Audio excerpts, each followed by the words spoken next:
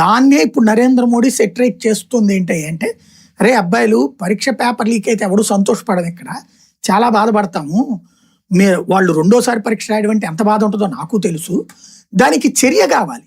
ఏం చర్య? వాళ్ళందరూ 2.5 నెలల నుంచి జైల్లోనే ఉన్నారు, బయటకు కూడా రావట్లేదు. నెంబర్ 1. రెండోది వచ్చేటప్పటికి నెక్స్ట్ ఏం కావాలి? పరీక్ష ఇంకోసారి ఇట్లా జరగకుండా ఉండాలి.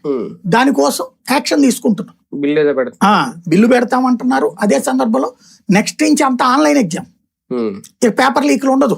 అప్పుడు దేశంలో పేపర్ లీక్లు ఎందుకు అవుతున్నాయి? Very simple.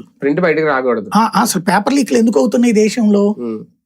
కార్పొరేట్ ఈ ప్రైవేట్ విద్యా సంస్థలు కోచింగ్ సెంటర్లు వచ్చాక ర్యాంకుల్ని చూపించుకునే వాటికి ప్రమోషన్, అంతే కదా. ఆ ర్యాంకులు సంపాదించుకోవడానికి ఎలాంటి అడ్డదారులైనా తొక్కుతున్నారు.